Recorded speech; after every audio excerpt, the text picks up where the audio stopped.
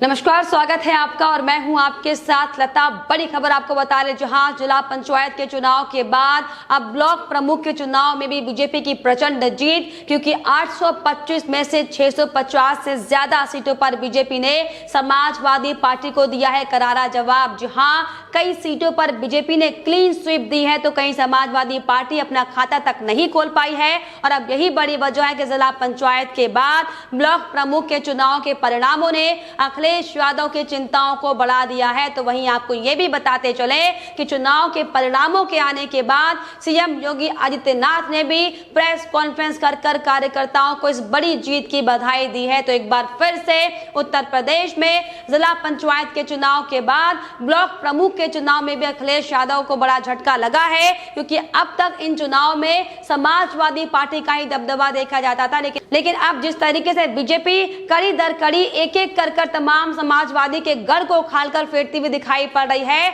और बड़ी फतेह हासिल करती हुई दिखाई पड़ रही है। बड़ा कारण है कि अब पंचायत चुनाव के बाद ब्लॉक प्रमुख के चुनाव में भी अखिलेश यादव को बड़ा झटका लगा है। हालांकि आपको बता दें कि आज सुबह से ही सभी की निगाहें ब्लॉक प्रमुख के चुनाव के परिणामों में टिकी हुई थी, जिसके बाद साफ तौर पर अब जिस तरीके से बीजेपी ने अपना परचम लहराया है, यह साफ तौर पर विपक्षियों के लिए बड़े झटके के तौर पर देखा जा रहा है। जी हां, और इसी कड़ी में आपको बताते चले कि 825 में से 650 से ज्यादा सीटों पर बीजेपी ने भारी जीत हासिल की है। और वहीं अगर समाजवादी पार्टी की बात की जाए तो समाजवादी पार्टी के कैंडिडेट मात्र 73 सीटों पर ही सिमट कर रह गए हैं। जी हां, और आपको यह भी बताते चले कि इस चुनाव में हालांकि निर्दलियों ने भी साफ तौर पर दमखम दिखाया है, क्योंकि निर्दलीय समाजवादी पार्टी से एक ऊपर एक कड़ी ऊपर चढ़कर 99 सीटों तक जीत उन्होंने दर्ज हासिल की है। लेकिन इसमें साफ तौर पर आपको बताते चले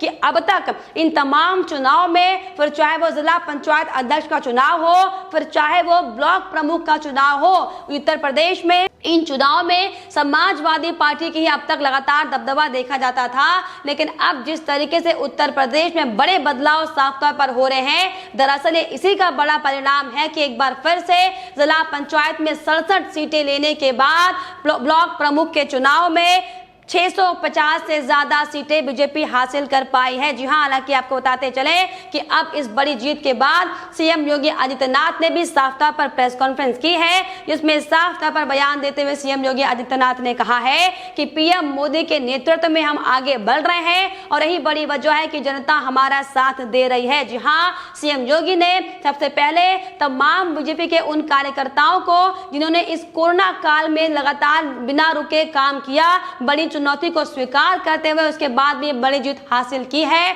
उनको दिल से तहे दिल से बधाई दी है। और साथ ही साथ सीएम योगी ने साफ तौर पर यह कहा कि पिछले कई वर्षों के अंदर गांव, गरीब, किसान, प्रत्येक हर एक जरूरतमंद तक सरकार की योजनाएं पहुंची है और सरकार की योजनाओं को जन जन तक पहुंचाने की वजह से ही अब जनता ने हमें ये सरोकार दिया है। और एक बार फिर से पंचायती चुनाव के बाद ब्लॉक प्रमुख के चुनाव में साफ तौर पर बीजेपी ने बड़ी जीत हासिल की है। जी हां, आपको बता दें कि सीएम ने यह भी साफ तौर पर कहा कि 85% से ज्यादा जनता ने हमारा समर्थन किया है और मैं सभी विजय प्रत्याशियों को हृदय से बधाई देता हूं। इसके अलावा आपको बताते चले कि सीएम योगी आदित्यनाथ ने राज्य निर्वाचन आयोग को भी जिस तरीके से उन्होंने चुनाव संपन्न कराया, काबिले तारीफ करते हुए कहा है कि सराहनीय कदम राज्य निर्वाचन आयोग की ओर से भी उठाया गया है, क्योंकि जिस तरीके से शांतिपूर्वक तरीके से चुनाव कराया गया इस कोविड काल में, ये साफ तौर पर तारीफे काबिल है। और यही बड़ी वजह है कि अब जनता ने भी हमारा साफ तौर पर साथ दिया है।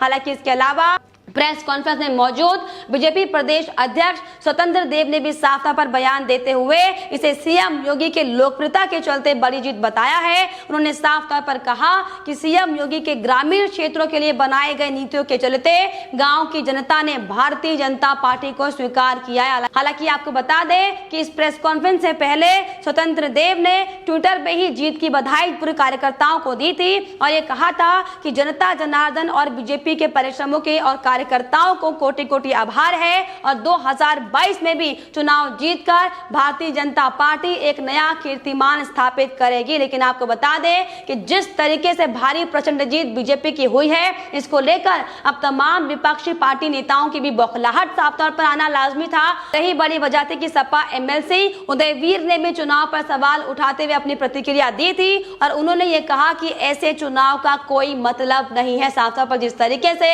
समाजवादी पार्टी को चुनाव में करारी हार का सामना करना पड़ा, ये बड़ी वजह है कि अब लगातार समाजवादी पार्टी के नेता बौखलाते हुए दिखाई पड़ रहे हैं और इसीलिए अब तमाम तरह की बयानबाजी बीजेपी को लेकर करते हुए दिखाई पड़ रहे हैं। दूसरी ओर कांग्रेस पार्टी जो इस चुनाव में अपना खाता तक नहीं खोल पाई, देखिए किस तरीके से तमाम तरह की बयानबाजी करते हुए दिखाई पड़ रहे हैं और इस चुनाव को लोकतंत्र की हत्या कहते हुए दिखाई पड़ रहे हैं। जी हाँ, आपको बताते चले कि कांग्रेस प्रवक्ता सुरेंद्र राजपूत का भी इस पर बयान सामने आया। उन्होंने चुनावी प्रक्रिया पर सवाल उठाते हुए साफ तौर पर कहा कि जगह जगह पर लूट की जा रही है, हत्याएं हो रही है, ये खुलेआम लोकतंत्र की हत्या हो रही है। लेकिन देखिए किस तरीके से जब हार का सामना इन तमाम पार्टियों को करना पड़ रहा है तो तरह तरह की बातें, तरह तरह की बयानबाजी विपक्षी नेताओं की ओर से सामने आ रही है। लेकिन आपको बताते चले कि वाकई ये आगामी विधानसभा चुनाव के लिए बड़े संकेत देता है कि अब की बार 2022 में होने वाले विधानसभा चुनाव में भी एक बार फिर से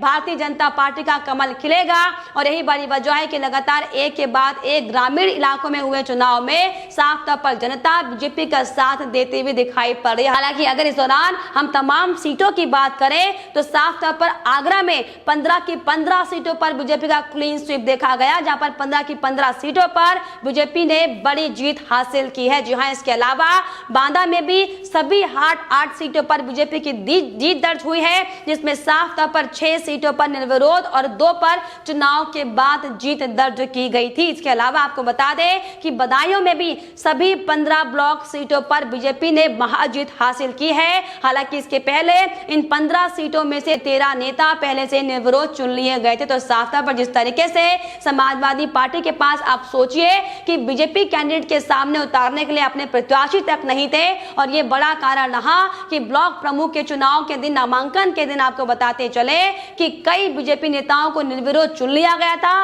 और अब जिस तरीके चुनाव के बाद बीजेपी के पक्ष में नतीजे आए हैं, ये साफ तौर पर इशारा करते हैं कि आगामी विधानसभा चुनाव में एक बार फिर से बीजेपी का डंका बजने वाला है। और यही बड़ी वजह है कि समाजवादी पार्टी के अखिलेश यादव से लेकर राहुल गांधी, सोनिया गांधी और प्रियंका गांधी वाड्रा सिर्फ और सिर्फ एड़ी चोटी का जोर मात्र लगा रहे हैं, लेकिन उन्हें इसकी कोई भी सफलता नहीं मिलेगी, क्योंकि जिस तरीके से जनता का दिल अब सामने साफ तौर पर आ रहा है कि कैसे ग्रामीण क्षेत्रों से लेकर शहरी क्षेत्रों में हुए चुनाव के बाद सिर्फ और सिर्फ जनता को भारतीय जनता पार्टी का ये काम पसंद है। और यही बड़ी वजह है कि लगातार एक के बाद एक बड़े चुनाव में बीजेपी बड़ी जीत हासिल करते हुए यहाँ पर दिखाई पड़ रही है। वहीं अगर हम अलीगढ़ की बात करें तो अलीगढ़ में भी 12 में से 10 ब्लॉक पर बीजेपी ने जीत दर्ज की है, गाजीपुर में 16 में से 11 पर, तो वहीं लखीमपुर खीरी में भी 15 में से 11 सीटों पर बीजेपी ने बड़ी जीत दर्ज की है। वहीं फतेहपुर में 13 ब्लॉक में से 12 पर बीजेपी को भारी जीत मिली है। जी हाँ, इसके अलावा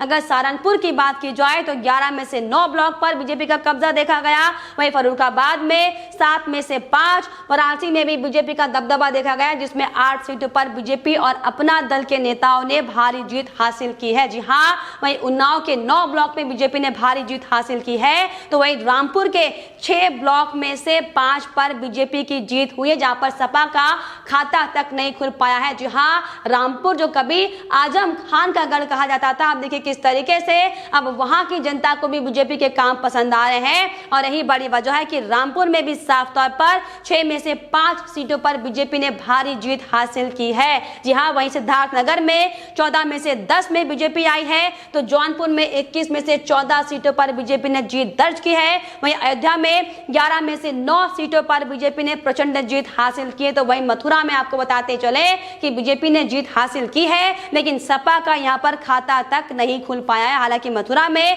बीजेपी और निर्दलीय में टाई अप हुआ है। वहीं मुजफ्फरनगर में 9 में से 7 सीटों पर बीजेपी के प्रत्याशी ने जीत दर्ज की है। वहीं झांसी की अगर हम बात करें तो झांसी में 8 सीटों में से 6 सीटों में बीजेपी का कब्जा साफ तौर पर देखा गया है। जी हाँ, वहीं बलरामपुर की अगर बात की जाए तो बलरामपुर में 9 में से 8 सीटों में बीजेपी का कब्जा देखा गया। तो वहीं कुशीनगर में भी 14 में से 12 सीटें बीजेपी के खाते में आई है, जहां पर समाजवादी पार्टी को मात्र 2 सीटें मिली हैं। तो साफ तौर पर देखिए किस तरीके से समाजवादी पार्टी की यहां पर बड़ी किरकिरी साफ तौर पर देखी जा रही है, क्योंकि एक और जहां समाजवादी पार्टी 2022 में बीजेपी के साथ बीजेपी को चुनौती देती हुई दिखाई पड़ रही थी, वो किस तरीके से ग्रामीण क्षेत्रों के इलाकों में ध्वस्त होती दिखाई पड़ी, साफ तौर पर इशारा करता है कि अब आगामी चुनाव में चाहे ओवैसी आ जाए, चाहे अखिलेश यादव आ जाए, चाहे राहुल गांधी आ जाए, चाहे मायावती आ जाए, भारतीय जनता पार्टी के काम को लोगों ने सराहा है। और यही बड़ी वजह है कि एक के बाद एक हो रहे चुनाव में प्रचंड जीत बीजेपी हासिल करती हुई हालांकि दिखाई पड़ रही है। लेकिन फिलहाल इस पर आपकी क्या राय है, हमें कमेंट बॉक्स में जरूर लिखिएगा। साथ ही साथ हमारे चैनल को सब्सक्राइब करना भी ना भूलें।